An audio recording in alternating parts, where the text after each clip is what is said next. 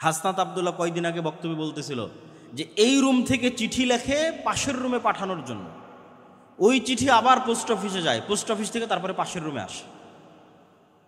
মানে আপনি কোনো একটা কাজ করতে যাবেন সচিবালয়ে, তো এই গণতান্ত্রিক সিস্টেম যেইভাবে আমলাতান্ত্রিক জটিলতা তৈরি করে রেখেছে, কোনো একটা কাজ 5 বছরের নিচে 10 বছরের নিচে বের করা সম্ভব নয়। কোনো একটা মামলা 20 বছরের নিচে, 40 বছরের নিচে, 50 বছরের নিচে মানুষের সমাধান করা সম্ভব নয়। তাহলে এই সিস্টেম কি ন্যায় দিতে পারবে? কোশ্চিনকালেও এই সিস্টেম ন্যায় দিতে পারবে না। কিন্তু খেলাফা খুব ট্রান্সপারেন্ট, খুব সহজ, দ্রুত মানুষের দরজায় ন্যায় পৌঁছে দেওয়া, এটা হচ্ছে ইসলামী রাষ্ট্র ব্যবস্থার মূলনীতি। সবচেয়েতে মানুষের উপকারী রাষ্ট্রীয় ব্যবস্থা হচ্ছে খেলাফা। আহলুল হাল্লি ওয়াল আকদ, যারা জ্ঞানী গুণী ব্যক্তি, তারা একত্রিত হয়ে বসে নিজেকে বাদ দিয়ে চিন্তা করবে কে নেতৃত্বের যোগ্য। যেমন এখন যে সরকারেরা ক্ষমতায় আছে, এরা যে কোনো রাজনৈতিক সরকারের চাইতে ন্যূনতম হলো ভালো দেশ চালানোর চেষ্টা করবে, অথবা চেষ্টা করেছে। যা পরে যারা আসবে তারাও বুঝবে, আগে যারা চলে গেছে তারাও বুঝবে। কেন? এই কারণে যে এখানে নির্বাচনের পদ্ধতিটা ছিল খেলাফা পদ্ধতিতে।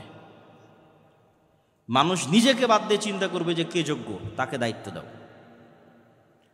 আর যখনই আপনি চিন্তা করবেন যে না আমিই হব, আর একজন বলবে যে না আমিই হব, তখন যে বিভেদ, কাড়াকাড়ি, বিদ্বেষ, হিংসা এবং মারামারি তৈরি হবে, এটা কখনো নেতৃত্বের পদ্ধতি নয়। তো যাক, আমার বক্তব্যের ধারাবাহিকতায় একটু সামনের দিকে আগাই। তাহলে রাষ্ট্রের দরকার আছে, যেটা বক্তব্য দিয়ে শুরু করেছি। রাষ্ট্রের সমাধান মুসলমানদের কাছে আগে থেকেই আছে, যে রাষ্ট্র চলবে খেলাফা সিস্টেমে, আর অর্থনীতি চলবে ইসলামী অর্থনীতি, না পুঁজিবাদ না সমাজতন্ত্র। ব্যক্তি টাকা ইনকাম করবে, ব্যক্তি মালিক হবে, কিন্তু জাকাতও দিতে হবে, সমাজের গরিব শ্রেণীকে ওসরও দিতে হবে। ভারসাম্য, সবচেয়ে সুন্দর, সবচেয়ে দামি, সবচেয়ে ব্যালেন্স সিস্টেম। এখন রাষ্ট্র কিভাবে তৈরি করবে? আধুনিক বিজ্ঞান বলতেছে যে 4টে জিনিসের উপর রাষ্ট্র তৈরি হয়। জনগণ থাকতে হয়, নিজস্ব জমি ভূখণ্ড থাকতে হয়, সরকার থাকতে হয়, সার্বভৌমত্ব থাকতে হয়। আর মুকদ্দমা ইবনে খালদুন লিখতেছেন যে 4টা জিনিসের উপর ভিত্তি করে রাষ্ট্র টিকে থাকে। উনি বেশিরভাগ ইসলামিক হিস্ট্রিরই পর্যালোচনা করেছেন। সেই 4টে জিনিসের 1 নাম্বার বলেছেন আসাবিয়া, আইডিওলজি। নির্দিষ্ট আদর্শের উপর কট্টর হওয়া, নির্দিষ্ট আদর্শের উপর শক্ত হওয়া, এটা ছাড়া কোনোদিন রাষ্ট্র প্রতিষ্ঠা হয় না। যেমন যারা সমাজতান্ত্রিক রাষ্ট্র প্রতিষ্ঠা করেছে, ওরা সমাজতন্ত্রের আদর্শের উপর খুব কট্টর, খুব শক্ত ছিল। আজকে যারা গণতান্ত্রিক রাষ্ট্র প্রতিষ্ঠা করতেছে, তারা সবাই দেখবেন, সবার মুখে বলি যে গণতন্ত্রই মুক্তি, গণতন্ত্রই মুক্তি, সবাই বলবে, বাক্য বিনা বাক্য ব্যয়ে বলবে। তার মানে গণতন্ত্রের উপর কট্টর হওয়াই গণতান্ত্রিক রাষ্ট্র প্রতিষ্ঠার মূল শর্ত। সমাজতন্ত্রের উপর কট্টর হওয়াই সমাজতান্ত্রিক রাষ্ট্র প্রতিষ্ঠার মূল শর্ত। আজকে ইসরায়েলেরা রাষ্ট্র প্রতিষ্ঠা করেছে ইহুদিবাদের উপর কট্টর হওয়ার মাধ্যমে। আজকে হিন্দুরা রাষ্ট্র প্রতিষ্ঠা করেছে হিন্দুত্ববাদী আদর্শের উপর কট্টর হওয়ার মাধ্যমে। তো মুসলমানেরা একদিনে রাষ্ট্র তৈরি করতে পারবে, ইসলামী রাষ্ট্র। শুধু বলতে হবে যে হিন্দুরা যেমন সাহস করে বলতে পেরেছে যে না আমাদের হিন্দুত্ববাদকে আমরা রাষ্ট্রের প্রতিষ্ঠা করব, মুসলমানদেরকে সাহস করে বলতে হবে যে না আমরা কট্টরভাবে ইসলামে বিশ্বাসী এবং রাষ্ট্রে ইসলাম প্রতিষ্ঠা করব। যখন কট্টরভাবে বলতে পারবেন, সেই দিন রাষ্ট্র প্রতিষ্ঠা হয়ে গেছে। আসাবিয়া, খুব শক্ত হতে হবে নিজের দিনের উপর, নিজের ধর্মের উপর। এটাই স্বাধীনতা, এটাই ইসলামী রাষ্ট্র প্রতিষ্ঠার মূল শর্ত। এবং উখুওয়াত, ভ্রাতৃত্বও তৈরি হবে মানুষের ইসলামিক আইডিওলজির উপর ভিত্তি করে, কালিমাত লা ইলাহা ইল্লাল্লাহর উপর ভিত্তি করে। 2 নম্বরে উনি বলছেন রাষ্ট্র প্রতিষ্ঠার জন্য ন্যায় লাগবে। রাষ্ট্র টিকে থাকে ন্যায়ের উপর ভিত্তি করে। কেন? রাষ্ট্রের বিচারকরা, রাষ্ট্রের সরকারেরা মূলত আল্লাহ সুবহানাহু ওয়া তাআলা যে দায়িত্ব পালন করে থাকেন, সেই দায়িত্ব পালনের কাজ করে। আল্লাহ বিচার করবেন, তিনি সকল বিচারকের বিচারক, বিচার করা তার দায়িত্ব, পৃথিবী পরিচালনা করা তার দায়িত্ব। তাহলে সাময়িকভাবে যখন আপনি রাষ্ট্র ক্ষমতার মালিক, তখন আপনি কি কুলিল্লাহুম্মা মালিকাল মুলকি তুতিল মুলকা মান তাশা, আল্লাহর এই বিশাল রাজত্বের মধ্যে ন্যূনতম রাজত্বে সামান্য সময়ের জন্য আল্লাহ আপনাকে দিল। মানে যেটা আল্লাহ সুবহানাহু ওয়া তাআলার গুণ, যে উনি রাজাধিরাজ, মালিকাল মুলক তুতিল মুলকা মান তাশা, ওই গুণ থেকে ন্যূনতম একটা গুণের আল্লাহ সুবহানাহু ওয়া তাআলা সামান্য সময়ের জন্য পৃথিবীর একটা সামান্য অংশের সামান্য ক্ষমতা আল্লাহ সুবহানাহু ওয়া তাআলা আপনার হাতে দেন। তো এই জন্য এখানে ন্যায় লাগবে। ন্যায় ছাড়া আল্লাহ সুবহানাহু ওয়া তাআলার আদর্শের সাথে মিলবে না। এখানে আল্লাহ ন্যায় পরায়ণ। ন্যায় যেখানে নাই ওই রাষ্ট্র ব্যবস্থা ভেঙে পড়বে। গত 16 বছর যে রাষ্ট্র ব্যবস্থা চলেছে ভেঙে গেছে, টিকতে পারেনি। ন্যায় না থাকলে কোনো রাষ্ট্র ব্যবস্থা টিকবে না। আসাবিয়া লাগবে, নিজের দিনের উপর শক্ত হতে হবে। 2 নম্বর, ন্যায় প্রতিষ্ঠার প্র্যাকটিস শুরু করতে হবে। 3, মুকাদ্দাম ইবনে খালদুনে তিনি লিখেছেন যত রাষ্ট্র ধ্বংস হয়ে গেছে ভোগ বিলাসিতার কারণে, এবং 4 নম্বর দুর্নীতির কারণে ধ্বংস হয়ে গেছে। ইসলামী রাষ্ট্র মানে সবাই হিজাব করবে, সবাই পর্দা করবে, সবাই নামাজি হবে, এটা তো অবশ্যই আছে। কিন্তু সবাই ধরেন সালাত আদায় করলো, সবাই হিজাব করলো, পর্দা করলো, কিন্তু সবাই একজন আরেকজনের উপর জুলুম করতেছে, তাহলে এটা ইসলামী রাষ্ট্র নয়। সবাই উমরা করে এসে, হজ করে এসে, রাতে তাহাজ্জুদের সালাত আদায় করে এসে ঘুষ খাচ্ছে, সুদ খাচ্ছে, মানুষকে হত্যার আদেশ দিচ্ছে, এটা ইসলামী রাষ্ট্র নয়। ইসলামী রাষ্ট্র মানে যেখানে প্রত্যেকটা মানুষ তার ন্যায় বুঝে পাবে, 1 টাকাও দুর্নীতি হবে না, সেটা ইসলামী রাষ্ট্র। যে রাষ্ট্রের দুর্নীতি আছে ওই রাষ্ট্র টিকবে না, যে রাষ্ট্রে অন্যায় আছে ওই রাষ্ট্র টিকবে না, আর যে রাষ্ট্রের মানুষ ভোগ বিলাসী সে রাষ্ট্র টিকবে না। আর সবাই চাইবে যে আমরা ভোগ বিলাসী থাকি। আমি সব শেষে বলবো যে আমরা কিভাবে ইসলামী রাষ্ট্র প্রতিষ্ঠা করতে পারি, সব শেষে গিয়ে আলোচনা করব। তো এখন সারমর্মে চলে আসি যে আমাদের কাছে সমাধান আছে, কিন্তু আমরা এই বিশাল গোলক ধাঁধায় পড়ে গেলাম কিভাবে? আমাদেরকে ইউরোপিয়ানরাই এই গোলক ধাঁধায় ফেলে দিয়েছে। ফেলে দেওয়ার সুযোগ কখন পেল? ফেলে দেওয়ার সুযোগ পেল যখন সমগ্র বিশ্বে ইউরোপীয় উপনিবেশ প্রতিষ্ঠিত হল। 200 বছর যাবৎ প্রায় সমগ্র বিশ্বে ইউরোপ দখল করে নিয়েছিল। এই ইউরোপীয়, আজকে মুসলমানদের যত সমস্যা, সব সমস্যার গোড়া হচ্ছে ইউরোপীয় উপনিবেশ। আজকে বাংলাদেশ, পাকিস্তান, ভারত মানচিত্রের সীমানা কে এঁকে দিয়েছে? কাশ্মীর সমস্যা কে এঁকে দিয়েছে? রোহিঙ্গা সমস্যা কারা তৈরি করেছে? ইউরোপীয় উপনিবেশ। আজকে সুদান পরস্পরে মারামারি করতেছে, কে তৈরি করেছে? আফ্রিকার দেশগুলোকে পরস্পরের মধ্যে কারা ভাগ করে নিয়েছে? স্পেন ভাগ করে নিয়েছে, ফ্রান্স ভাগ করে নিয়েছে, ইতালি ভাগ করে নিয়েছে। আফ্রিকার মুসলিম দেশেরা তাদের স্বর্ণ নিজের ইচ্ছামতো বাইরে বিক্রি করতে পারবে না, নিজের কেন্দ্রীয় ব্যাংকে টাকা রাখতে পারবে না, ইচ্ছামতো বাইরের দেশ থেকে অস্ত্র কিনতে পারবে না, এগুলো বলে এখনও তাদেরকে গোলাম করে রেখেছে। অথচ পৃথিবীর সবচেয়ে বেশি খনিজ সম্পদ আফ্রিকায় আছে, অথচ পৃথিবীর সবচেয়ে গরিব আফ্রিকার মানুষ। এত বড় বৈপরীত্য জুলুম কারা টিকিয়ে রেখেছে? ইউরোপ টিকিয়ে রেখেছে, ফ্রান্স, ইতালি, স্পেন টিকিয়ে রেখেছে। আজকে ফিলিস্তিনের সমস্যা কারা তৈরি করেছে? একই ভাষায়, সব আরবি ভাষায় কথা বলতেছে। সৌদি, কুয়েত, কাতার, বাহরাইন, ফিলিস্তিন, ইরাক, ইরান, সিরিয়া, লেবানন, মিশর, আলজেরিয়া সব আরবিতে কথা বলতেছে। অথচ এক দেশের সাথে আর এক দেশের শত্রুতা, মারামারি, গণ্ডগোল। সুদানের মধ্যে মুসলমানের মারামারি করতেছে। তো এদের সব এক দেশ থেকে আর এক দেশের মানচিত্রগুলো কারা তৈরি করেছে? ইউরোপেরা তৈরি করেছে। ফিলিস্তিনের মানচিত্র কে তৈরি করেছে? ইসরায়েলের, ওর মধ্যে ইউরোপেরা তৈরি করেছে। মুসলমানদের যে কোনো সমস্যার গোড়ায় হাত দিবেন, দেখবেন ইউরোপীয় উপনিবেশ। ইউরোপীয় উপনিবেশের গোলামির চিহ্ন এখনো মুসলমানেরা বহন করে বেড়াচ্ছে। তো তখনই তারা আমাদের এই রাষ্ট্র কাঠামোটাকে এমন অবস্থায় দাঁড় করিয়ে গেছে যেন এখানে ইসলামী রাষ্ট্র কাঠামো আর প্রতিষ্ঠিত করা সম্ভব না হয়। তাহলে আমাদের বাংলাদেশ, আমাদের আজকের পাকিস্তান, এটা কোন কাঠামোর উপর দাঁড়িয়ে আছে? যতই 1947-এ বলেন যে স্বাধীনতা পেয়েছি, যতই বলেন 1971-এ স্বাধীনতা পেয়েছি, আপনি বাংলাদেশের পুলিশ আইন বের করেন, বাংলাদেশের ফাউন্ডেশনের অনুমোদন হবে সেটার আইন বের করেন, যে কোনো আইনে হাত দেন, সব ব্রিটিশ কাঠামোর উপর দাঁড়িয়ে আছে। কাঠামো ওটাই, কাঠামো চেঞ্জ হয়নি। তাহলে ডেমোক্রেটিক সিস্টেম, সেকুলার সিস্টেম, এগুলো ইউরোপেরা তাদের সমস্যার সমাধান করার জন্য আবিষ্কার করেছে। তারপরে মুসলমান দেশগুলোকে যখন তারা দখল করে নিয়েছে, তখন এই জিনিসগুলোই তারা মুসলমানদের উপর চাপিয়ে দিয়েছে। নাও এটাই তোমাদের সমস্যার সমাধান, তোমরাও অন্ধকার যুগে ছিলা। আরে মুসলমানরা তো কোনোদিন অন্ধকার যুগে ছিলই না। মুসলমানদের ইতিহাসে কখনো খেলাফতি নিজামে এত জুলম, এত অত্যাচার, এত হত্যা কখনোই হয়নি। গত 100 বছরে খেলাফতবিহীন অবস্থায় যত অত্যাচার, যত জুলুম, যত হত্যা হয়েছে। সম্মানিত উপস্থিতি, তাহলে আমাদের বুঝতে হবে যে ইসলামের রাজনীতি আছে, ইসলামের রাষ্ট্র ব্যবস্থা আছে, আবার গণতন্ত্রই যে একমাত্র মুক্তি, এটাও চরম ভুল। আবার আমি রাজনীতিও করব না, এটাও চরম ভুল। আপনাকে বুঝতে হবে যে ইসলামের রাজনীতি কোনটা, ইসলামের রাষ্ট্র ব্যবস্থা কোনটা, এবং কিভাবে প্রতিষ্ঠিত করা সম্ভব। এবার বাস্তব উদাহরণে আসে। একদম প্র্যাকটিক্যাল উদাহরণে আসে। এই যে জুলাই বিপ্লবের কথা বলা হয়, 2000 মানুষ জীবন দিল, এই 2000 লাশের বিনিময়ে এখন পর্যন্ত শিরকি জাতীয় সঙ্গীতের জায়গাতেই আছে।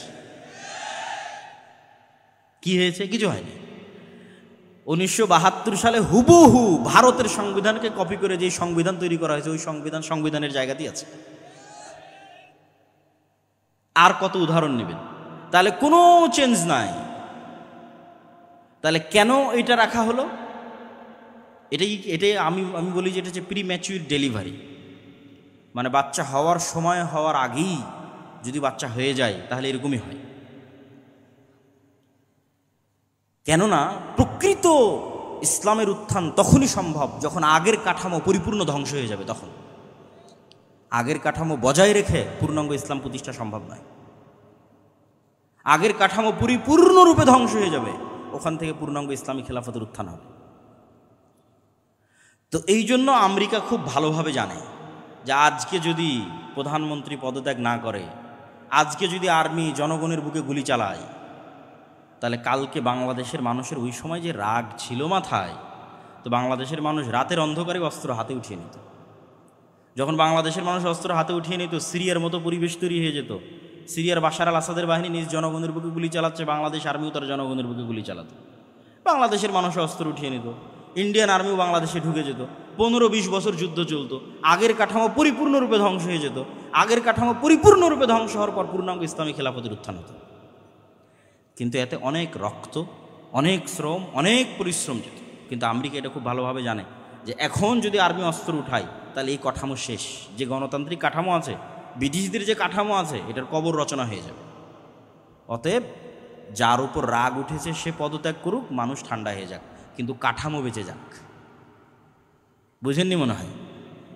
তাহলে সব মানুষের রাগ উঠে গেছে, বাঙালি যেহেতু হুজুগে বাঙালি, যেই মানুষের উপর রাগ উঠে গেছে, বাবা তুমি এখন সরে যাও, সরে গেল, মানুষ সব ঠান্ডা হয়ে গেল, কাঠামো যে কার সেই থাকে, কোনো পরিবর্তন নাই। এই হলো অবস্থা, সম্মানিত উপস্থিতি। এবং এইভাবেই খেলা হয়। যেহেতু আজকের আধুনিক বিশ্বের মূল ক্ষমতার চাবিকাঠি তাদের হাতে, সুতরাং তারা এইভাবেই খেলে। তাদের কাঠামো তাদের টিকিয়ে রাখতে হবে, কেন কাঠামো ভেঙে পড়লে সেখান থেকে ইসলামের উত্থান হবে। এটা খুব ভয়ঙ্কর জিনিস, এটা তারাও খুব ভালোভাবে জানে, তাদের জন্য এটা খুবই ভয়ঙ্কর। এখন আসি যে আমরা আসলে যদি ইসলামী রাষ্ট্র প্রতিষ্ঠা করতে চাই, আমরা এখন এই কাঠামোর মধ্যে থেকে কিভাবে চেষ্টা করব? আমি যারা গণতান্ত্রিক রাজনীতি করতেছে, গণতান্ত্রিকভাবে মুসলমানদের অধিকার আদায়ের চেষ্টা করতেছে, আমি কোনো সময় গত 2 বছরে তাদেরকে আঘাত দিয়ে হিট করে কথা বলা, আমি ওই পর্যায়ে যেতে চাই না। আমি সবসময় যৌক্তিক প্রশ্ন তুলে ধরতে চাই, যাতে মানুষ চিন্তা করার সুযোগ পায় যে আমি যেটা করতেছি এটাই কি একমাত্র রাস্তা, না আসলে আর কোনো রাস্তা ছিল। কেন নিয়ত তো সবার ঠিক, সবাই তো বলতেছে আমরা রাষ্ট্র ক্ষমতা ইসলাম দেখতে চাই। তো সবাই যদি রাষ্ট্র ক্ষমতা ইসলাম দেখতে চায় তাহলে কিভাবে সম্ভব? আমার ছোট্ট জ্ঞান, আমি যতটুকু বুঝি, আমার ধারণা, আমার চিন্তা চেতনা ভুল হতে পারে। আমি মনে করি 1 নাম্বার, ঈমান বিল গায়েবের ওপর যদি সর্বোচ্চ লেভেলের ইয়াকিন না থাকে, আজকে যদি বাংলাদেশের সকল মানুষ আমাকেও ভোট, আমি বাংলাদেশের ক্ষমতায় গিয়ে ইসলাম প্রতিষ্ঠা করতে পারবো না। কেন আপনাকে বলি, একটু বুঝিয়ে বলি। আজকে আপনি যত সুযোগ সুবিধা ভোগ করতেছেন, বিদ্যুৎ চলতেছে, জেনারেটর চলতেছে, ক্যামেরা চলতেছে, মোবাইল চলতেছে, ইন্টারনেট, নেটওয়ার্ক, বিদেশে হাজার হাজার মানুষ কাজ করতেছে, আমেরিকাতে, ইউরোপে, সৌদি আরবে ইনস্ট্যান্ট টাকা বাংলাদেশে পাঠিয়ে দিচ্ছে। বাংলাদেশের সাথে সারা বিশ্বের কত বড় বড় ব্যবসায়ী ডলারের ভিত্তিতে ব্যবসা করতেছে। কালকে মনে করেন আজ সারা বাংলাদেশের মানুষ আবেগে হুজুগে আমাকে ভোট দিয়ে দিল যে ঠিক আছে, আজকে আমি বাংলাদেশের ক্ষমতার মালিক হয়ে গেলাম, একচ্ছত্র। এবার আমি স্ট্রিক্টলি ইসলাম বাস্তবায়ন করতে যাচ্ছি। যখন আমি স্ট্রিক্টলি ইসলাম বাস্তবায়ন করতে যাব, তখন বিশ্বের যারা মোড়ল আছে তারা কি আমার সাথে থাকবে না আমার শত্রুতা করবে? শত্রুতা করবে, আমার সাথে থাকবে না।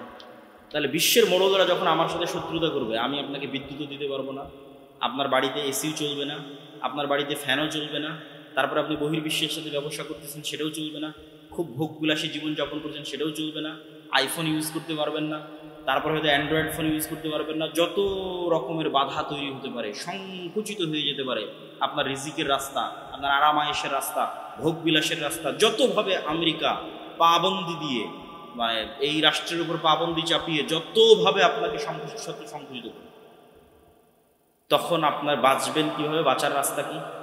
যদি আপনার আগে থেকে ঈমান থাকতো, ঈমান বিল গায়েব যদি ইয়াকিনের লেভেলে থাকতো, ঈমান বিল গায়েবের একটা হচ্ছে আখিরা, পরকাল, যে এই দুনিয়া কিছুই না, এই দুনিয়াতে মরি বাঁচি এটা কিছুই না, পরকালের সফলতা সব কিছু, এটা মুখের কথা না। যদি ইয়াকিনের লেভেলে থাকতো, আল্লাহ সাহায্য করতে পারে, আল্লাহ সাহায্য করবে, ফেরেশতারা আছে, ফেরেশতাদের মাধ্যমে আল্লাহ সুবহানাহু ওয়া তাআলা সাহায্য পাঠান, এই ঈমান যদি ইয়াকিনের লেভেলে থাকতো তাহলে আপনি ধৈর্য ধারণ করতেন, সাধ্য। কিন্তু যেহেতু আপনার ঈমান বিল গায়ব ইয়াকিনের স্তরে নাই, পরের দিন আপনি আমার বিরুদ্ধে রাস্তায় নামবেন, এই বিদ্যুৎ নাই, কারেন্ট নাই, কিছু নাই, কিসের সরকার, ভাগাও, কিসের ইসলাম? কেন আপনি তো যেই লেভেলে আছেন ওই লেভেল থেকে ধাপ করে নিচে নামতে পারেন। আফগানিস্তান ওরা টিকে গেছে কেন? পরিপূর্ণ ধ্বংস হয়ে গেছে, মানুষের চাহিদাই নাই। 40 বছর থেকে যুদ্ধ চলতে চলতে মানুষের চাহিদাই নাই। কোনো মতে যদি জীবনের নিরাপত্তা পাওয়া যায়, কোনো মতে যদি ন্যায় বিচারের নিরাপত্তা পাওয়া যায়, সেটাই আমাদের জন্য যথেষ্ট, তখন টিকে গেছে। তাহলে ঈমান বিল গায়ব লাগবে ইয়াকিনের স্তর, অন্তত 90% মানুষের। তো মানুষের যতক্ষণ ঈমান ঠিক না হবে, ততক্ষণ আমি ক্ষমতায় গেলেও এদেশে ইসলাম চালাতে পারবো, এদেশে ইসলাম প্রতিষ্ঠা এবং পরিচালিত করতে পারবো, কম্প্রোমাইজ করতে। কেন? মানুষের ঈমান নাই, ঈমান নষ্ট হয়ে গেছে। এই জন্য আল্লাহর পথে যাত্রা এই বইটা পড়তে হবে। এটা কিন্তু আমার অনুভূতি থেকে লেখা, যে জুলাই পরবর্তী যখন সব ঘরানার আলেম ওলামা দল সংগঠন ইসলামী সবার সাথে যখন উঠা বসা করার সুযোগ হলো, তখন আমি নিজে রিয়েলাইজ করলাম যে ঈমান বিল গায়বে মুসলমানদের বিশ্বাস। এমনি মুসলমানরা মুখে বলে আল্লাহর উপর বিশ্বাস, ফেরেশতার উপর বিশ্বাস, পরকালের উপর বিশ্বাস, বাস্তবে না। এবং লাস্ট গত কয়েকদিন এটার উপরেই আমার বক্তব্য আছে, যদি কারো বক্তব্য দেখার সুযোগ থাকে অথবা আগামীকাল যদি কথা বলার সুযোগ হয়, তখন ঈমান বিল গায়বের উপর ইয়াকিনের লেভেলে ঈমান বিল গায়বের বিশ্বাস থাকে। 2, ঈমান বিল গায়বের সবচেয়ে বড় বিষয় হচ্ছে আল্লাহর শক্তি, আল্লাহর ক্ষমতার উপর ভরসা। মুসা আলাইহিস সালাম জীবনেও তার দুনিয়াবী শক্তি দিয়ে ফেরাউনের সাথে জিততে পারবে না। মুহাম্মদ সাল্লাল্লাহু আলাইহি ওয়াসাল্লাম, খোলাফায়ে রাশিদিন, আমর ইবনে আস, খালিদ বিন ওয়ালিদ, এদের ক্ষমতা নাই দুনিয়াবী শক্তি দিয়ে পারস্য রোমান সাম্রাজ্যের বিরুদ্ধে জিততে, কোনোদিন সম্ভব না। ইসলাম কোনোদিন দুনিয়াবী শক্তিতে বিজয় অর্জন সম্ভব না। সালাহউদ্দিন আইয়ুবের দুনিয়াবী শক্তিতে ফিলিস্তিন বিজয় সম্ভব না। এটা সব আল্লাহর সাহায্য। তো আল্লাহর সাহায্য পৃথিবীতে নেমে আসবে কি? যখন ঈমান বিল গায়ব হয়ে যাবে। আগের বক্তব্য যখন শুনবেন বা এই বইটা যখন পড়বেন, যখন আপনার ইয়াকিনের লেভেলে চলে যাবে, না ফেরেশতা আকাশ থেকে নেমে আসতে পারে, ইয়াকিনের লেভেলে যখন চলে যাবে, না এই দুনিয়া কিছুই না, পরকালই সব কিছু, ইয়াকিনের লেভেলে যখন চলে যাবে, আল্লাহ সুবহানাহু ওয়া তাআলার অস্তিত্ব এবং ক্ষমতার উপর বিশ্বাস যখন ইয়াকিনের লেভেলে চলে যাবে, তখন এবার আপনি আমল দিয়ে আল্লাহর সাহায্য দুনিয়াতে টেনে নিয়ে আসবেন। আর পৃথিবীতে আল্লাহর সাহায্য টেনে নিয়ে আসার সবচেয়ে শক্তিশালী টেকনোলজিগুলো মুসলমানদের কাছে আছে। এটাই মুসলমানদের বিজয়ের রাস্তা। যেমন আল্লাহর সাহায্য পৃথিবীতে টেনে নিয়ে আসার সবচেয়ে বড় শক্তিশালী টেকনোলজি সালাত, 5 ওয়াক্ত সালাত, রাতের সালাত, এগুলো আল্লাহর আসমানি সাহায্যকে পৃথিবীতে টেনে নিয়ে আসে। এই জন্য যুদ্ধের মাঠেও একদল মুজাহিদ যুদ্ধ করবে, আর একদল মুজাহিদ সালাত আদায় করবে। দুনিয়াবি লজিকে এটা টিকে না, কিন্তু যখন ঈমান বিল গায়ব থাকবে তখন ওটাই বাস্তব। কেন? ওই সালাত তো আল্লাহর সাহায্য আসমান থেকে টেনে নিয়ে আসে। আল্লাহর সাহায্য ছাড়া মুসলমানদের বাঁচার কোনো রাস্তা নেই। তো আপনার আমল আল্লাহর সাহায্য টেনে নিয়ে আসবে। সালাত পৃথিবীর সবচেয়ে শক্তিশালী টেকনোলজি, যা আল্লাহর সাহায্য আসমান থেকে টেনে নিয়ে আসতে পারে, আর রাতের সালাত তার চেয়েও বেশি পাওয়ারফুল। আর 2 নম্বর হচ্ছে সাউন্ড টেকনোলজি। সাউন্ড টেকনোলজির ন্যূনতম জ্ঞান আল্লাহ সুবহানাহু ওয়া তাআলা সুলাইমান আলাইহিস সালামকে দিয়েছিলেন। সাউন্ড টেকনোলজি মানে হচ্ছে এরা সবাই সব কথা বুঝে, এই কাঠও কথা বুঝে, এটাও কথা বুঝে, এটাও কথা বুঝে, শুধু বুঝে না, এরা কথা বলতেছে, এরা সবাই কথা বলতে পারে। ইউসাব্বিহু লিল্লাহি মা ফিস সামাওয়াতি ওয়া মা ফিল আরদ, আসমান জমিন এবং তার মধ্যে যা কিছু আছে সব আল্লাহর তাসবিহ পাঠ। তো এইটার ন্যূনতম জ্ঞান সুলাইমান আলাইহিস সালামকে দেওয়া আছে, যে পাখি কি বলতেছে সুলাইমান আলাইহিস সালাম বুঝতেন, উনি আবার পাখির সাথে কথা বলতেন। তো আল্লাহ আসমান জমিন সৃষ্টি করেছে কুন ফায়াকুন সাউন্ড দিয়ে। আল্লাহ পৃথিবী আসমান জমিন ধ্বংস করবে ইসরাফিলের বাঁশির আওয়াজ, সাউন্ড দিয়ে। সাউন্ড টেকনিক সবচেয়ে পাওয়ারফুল। তো এই সবচেয়ে পাওয়ারফুল জিনিসটা মুসলমানদের কাছে দেওয়া আছে। এই জন্য সর্বশ্রেষ্ঠ মুজিজা হচ্ছে কোরআন। কেননা কোরআন কার সাউন্ড বলেন তো? কোরআন কার আওয়াজ? এটা আল্লাহর আওয়াজ, আল্লাহর সাউন্ড, এই সবচেয়ে পাওয়ারফুল। এবং জিকির প্রভাব সৃষ্টি করে। কেন? এগুলো সব কিছু সাউন্ড বুঝে এবং ফিল করতে পারে। যেমন ওয়েভ, আমরা যে আমার ওয়েভের মধ্যে দিয়ে আমার সাউন্ড লাইভে আমেরিকায় বসে মানুষ শুনতেছে, এটা ওয়েভের মধ্যে দিয়ে ভেসে আমেরিকা দিচ্ছে। ওই ইসরায়েল তার ওয়েভ অন করে দিয়ে মোবাইলের বিস্ফোরণ ঘটাচ্ছে, ইরানের বিজ্ঞানীদের রুমের মধ্যে বিস্ফোরণ হয়ে যাচ্ছে, কেন ওই ওয়েভটা মোবাইল রিসিভ করতেছে। মোবাইল যেমন ওয়েভ রিসিভ করে, এই মোবাইল সাউন্ডও বুঝে। এই জন্য জিকির সবচেয়ে পাওয়ারফুল, কোরআন সবচেয়ে পাওয়ারফুল। এই জন্য কিয়ামতের পূর্ব মুহূর্তে মুসলমানদের তাকবীর ধ্বনিতে শহর বিজয় হয়ে যাবে। তাহলে মুসলমানেরা যখন আমলের মাধ্যমে আল্লাহর সাহায্যকে আসমান থেকে টেনে নিয়ে আসবে আর ঈমান বিল গায়ব ইয়াকিনের লেভেলে চলে যাবে, 3 নাম্বার প্রকৃত নেতৃত্বের বিকাশ লাগবে। সবই করলাম, ঈমান আছে, আমল করলাম, কিন্তু প্রকৃত নেতৃত্বের বিকাশ হয়। বানু ইসরায়েলদের মধ্যে প্রকৃত নেতৃত্বের বিকাশ হয়। মুসলমানদের ইউরোপীয় উপনিবেশের 200 বছর শাসনের কারণে মুসলমানদের নেতৃত্বের চরিত্র ধ্বংস হয়ে গেছে। নাই, কোনো মুসলমানের মধ্যে ইল্লা মান রাহিমা রব্বি নেতৃত্বের চরিত্র নাই। সব মুসলমান নামাজ পড়তেছে, জাকাত দিচ্ছে, রোজা রাখতেছে, মুখে ঈমানের কথা বলতেছে, কিন্তু সবাই মুনাফিক।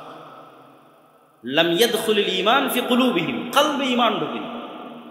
ইজা যখনই কথা বলে মিথ্যা বলে, ওইদা ওয়াদা আখলাফা, ওয়াদা করলে ভঙ্গ করে, ওইদা তুমি না খানা, দায়িত্ব দিলে আমানতের খেয়ানত।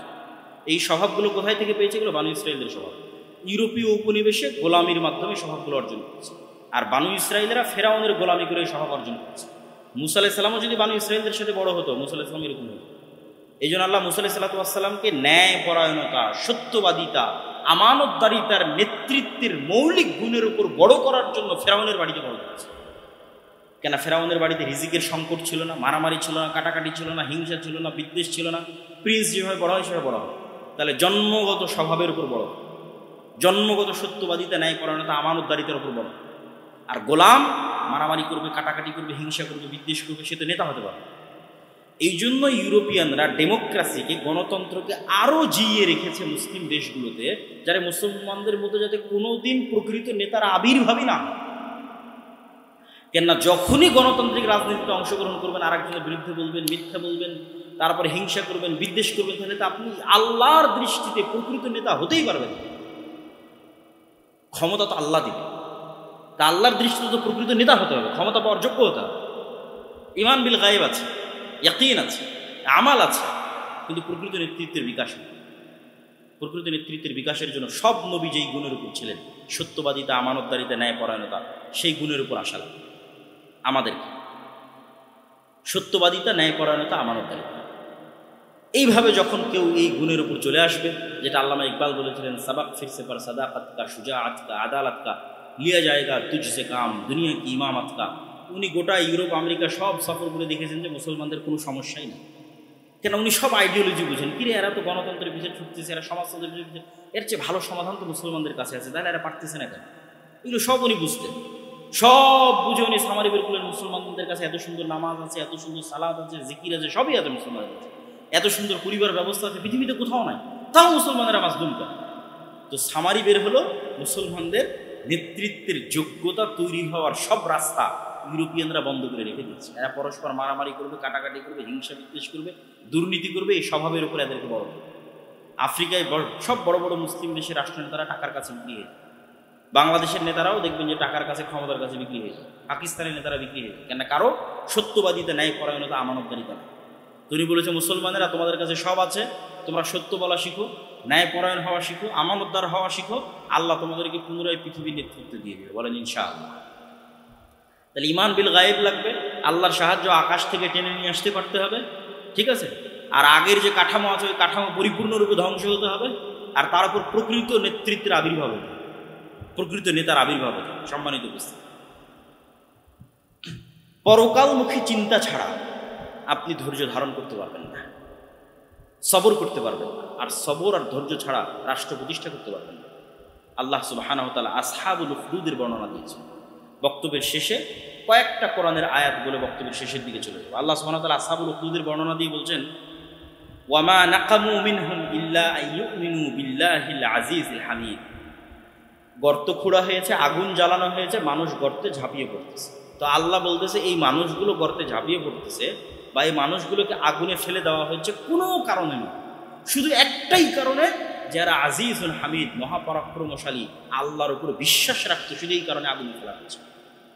আম হাসিবতুম আন তাদখুলুল জান্নাহ ওয়ালাম্মা ইয়াতিকুম মাসালুল লাযিনা খালাউ মিন ক্বাবলিকুম। তোমরা কি মনে করো জান্নাত এত সহজ, ইসলামী রাষ্ট্র প্রতিষ্ঠা হয়ে যাবে এত সহজ? অথচ অতীতের মানুষেরা যেরকম মাজলুম হয়েছে তোমরা এরকম মাজলুম হবে না। তো এরকম মাজলুম হওয়ার জন্য যখন মানসিক প্রস্তুতি তৈরি হয়ে যাবে তখন সেখান থেকে রাষ্ট্রের উত্থান। এটাও ইবনে খালদুন লিখেছে। ঠিক মুহাম্মদ সাল্লাল্লাহু আলাইহি ওয়াসাল্লাম যেভাবে করেছে সেভাবে রাষ্ট্রের উত্থান। আসেন, আল্লাহর এই আয়াতগুলোর উপর যদি কেউ ভরসা রাখে, এই যে ঈমান বিল গায়ব ইয়াকিনের লেভেলে রাখে, কোরআনের উপর বিশ্বাস যদি কেউ ইয়াকিনের লেভেলে রাখে, তারপরে যদি সামনে আগায়, তাহলে এই আয়াতগুলো তাদের জন্য।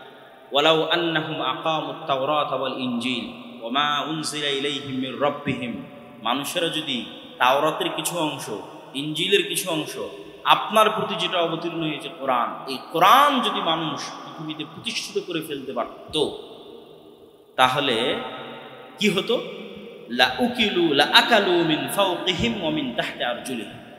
তাহলে তারা আসমান থেকে ওদের রিজিকের ব্যবস্থা করা হতো, মাটির নিচ থেকে ওদের রিজিকের ব্যবস্থা করা হতো। বলেন আল্লাহু আকবার। এটা আল্লাহর ওয়াদা। তা আমাদের তো ঈমান বিল গায়ব নাই, আল্লাহর শক্তি এবং ক্ষমতার উপর বিশ্বাস নাই, আল্লাহ ফেরেশতাদের সাহায্য করতে পারে সেটার উপর বিশ্বাস নাই। ফলত আমি তো এই রিস্কগুলো নিব না, আমি সবসময় কম্প্রোমাইজ করতে চাই। কম্প্রোমাইজ করতে করতে এই লেভেলেরও কম্প্রোমাইজ করবো যে যদি এখন যেখানে শিরক হচ্ছে সেই মন্দিরে যদি পাহারা দেওয়া লাগে, তাও পাহারা দিয়ে হলো ক্ষমতায়। কেননা ঈমান বিল গায়ব। সম্মানিত উপস্থিতি, আল্লাহ সুবহানাহু ওয়া তাআলা বলছেন, ওয়ালাউ আন্না আহলাল কুরা আমানু ওয়াত্তাকাউ লাফাতাহনা আলাইহিম বারাকাতিম মিনাস সামাই ওয়াল আরজ, যদি কোনো একটা এলাকার মানুষ ঈমান আনে, আল্লাহকে ভয় করে, তাহলে আসমান এবং জমিনের সকল বরকতের দরজা ওদের জন্য উন্মুক্ত করে দেওয়া। বলেন আল্লাহু আকবার। আল্লাহ সুবহানাহু ওয়া তাআলা বলছেন, ওয়া'আদাল্লাহু আল্লাযীনা আমানু মিনকুম, তোমাদের মধ্যে যারা ঈমান এনেছে, ওয়া আমিলুস সালিহাত, তোমাদের মধ্যে যারা সৎ আমল করে। ঈমান, সৎ আমল। ঈমান থাকবে ইয়াকিনের লেভেলে, সৎ আমল দিয়ে আসমান থেকে সাহায্য নেমে আসবে।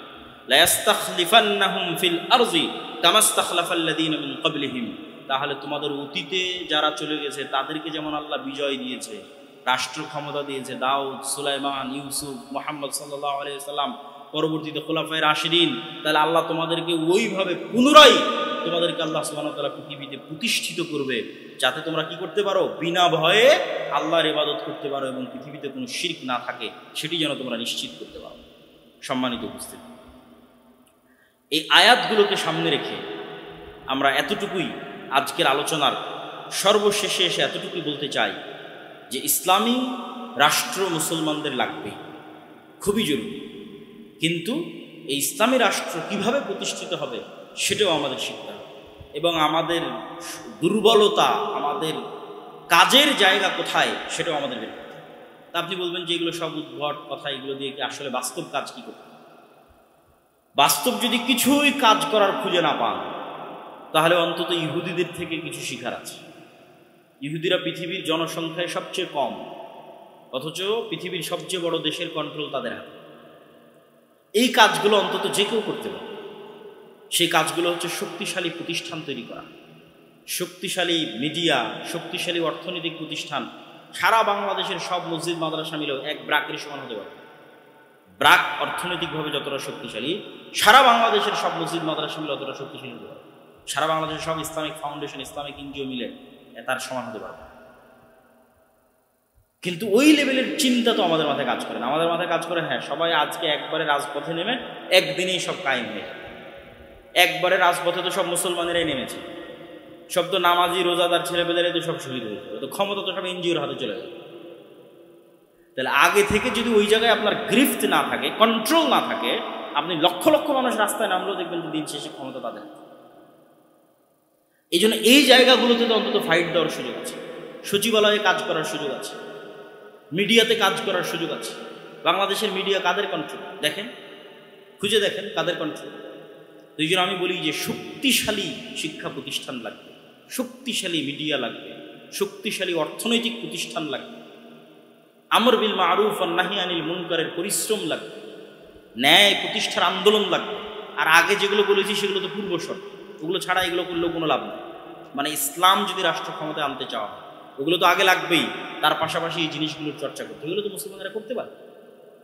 সব যত মুসলমানদের সংগঠন আছে, দল আছে, রাজনৈতিক অরাজনৈতিক, সবাই মিলেও তো চিন্তা করতে পারে যে না আমরা এটার পিছনে ইনভেস্ট করি।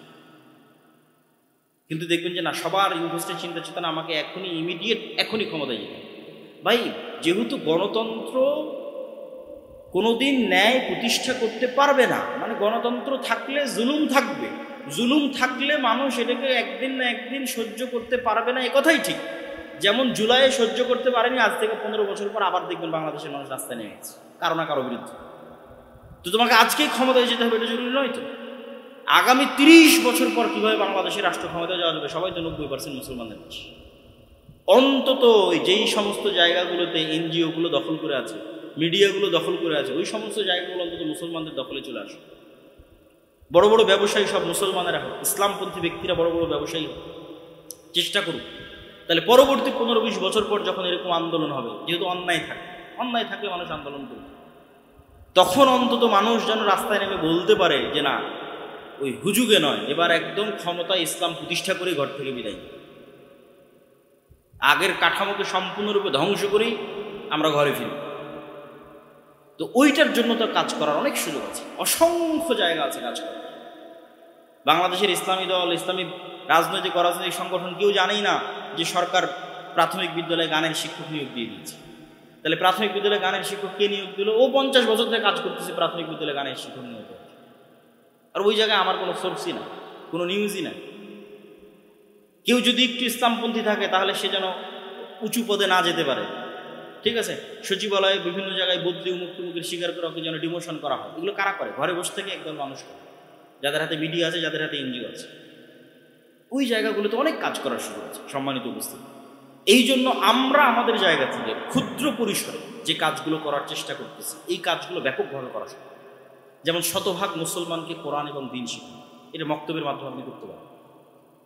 শতভাগ মসজিদে আপনি শতভাগ মুসলমানের সন্তানের কোরআন এবং দিন শিখানোর ব্যবস্থা করেন। এই মুসলমানের সন্তানেরাই তো পরবর্তীতে বড় হয়ে ওসি, ডিসি, এসপি হবে, মন্ত্রী, মিনিস্টার হবে। তাদেরকে আপনি সত্যবাদিতা, আমানতদারিতে, ন্যায়পরায়ণতা শিখান, যাতে এরা টাকার কাছে বিক্রি না হয়, যাতে এরা ক্ষমতার চাপের কাছে নত না হয়। একটা সৎ প্রজন্ম তৈরি করে, ইমান বিল গায়েবের উপর ইয়াকিন রাখে, পরকালের উপর ইয়াকিন রাখে, এরকম একটা সৎ প্রজন্ম তৈরি করে। তারপরে এই যে সুদ হচ্ছে গোলামির দ্বিতীয় মাধ্যম। আজকে সারা বিশ্বের মুসলিম কান্ট্রিগুলোকে গোলাম রাখা হয়েছে সুদ দিয়ে। ফেরাউন বানু ইসরায়েলদের গোলাম রাখতো সুদ দিয়ে। মদিনায় ইহুদিদের কন্ট্রোল ছিল সুদ দিয়ে। এই জন্য আল্লাহ নবী মদিনায় গিয়ে সবার আগে সুদে ব্যবসার উপর আঘাত হেনেছে। এখানে আল্লাহ নবী জানতো সব তো ইহুদিদের কন্ট্রোলে। এখানে যদি অর্থনীতিতে মুসলমানরা বিজয় না হয়, ইহুদিদের অধীনেই থাকতে হবে।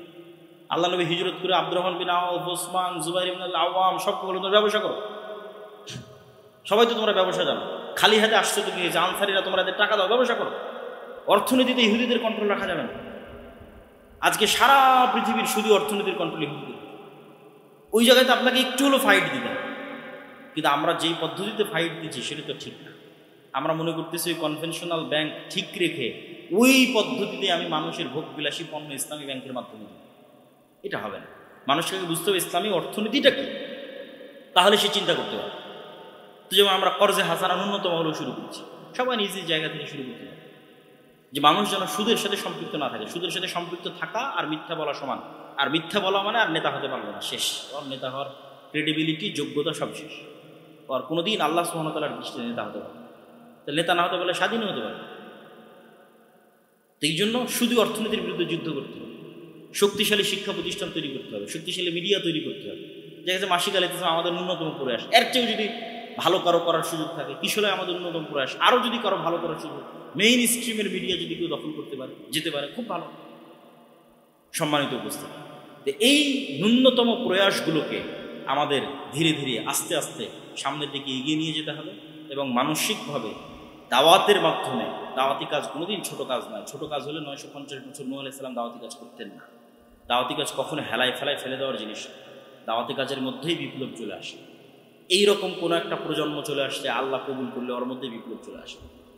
যেই প্রজন্মের ইমান বিল গায়ব ইয়াকিনের লেভেলে, যেই প্রজন্মে রাতে রাতে সালাত আদায় করে, যেই প্রজন্ম জিকিরের মাধ্যমে, সালাতের মাধ্যমে আল্লাহর সাহায্য দুনিয়াতে ডেকে নিয়ে আসে, যেই প্রজন্ম ন্যায়পরায়ণতা, সত্যবাদিতা, আমানতদারিতার উপর প্রতিষ্ঠিত, টাকার কাছে, ক্ষমতার কাছে মাথা নত করে না, যেই প্রজন্মের মধ্যে তার নিজের দিনের উপর আস্থা বিয়া আছে, যে শতভাগ আমার নবীর দিনই ঠিক, আমি ন্যূনতম আমার নবীর দিনে কোনো ছাড় দিব না, এইটার উপর ভিত্তি করে ইসলামী রাষ্ট্র প্রতিষ্ঠা করবো, এরকম একটা প্রজন্ম তৈরি হয়ে গেলে আল্লাহ সুবহানাহু ওয়া তাআলা যদি কবুল করে, যে কোনো মুহূর্তে আল্লাহ সুবহানাহু ওয়া তাআলা যেন আমাদের সেটির লক্ষ্যে কাজ করার তৌফিক দান করে। আল্লাহুম্মা আমিন।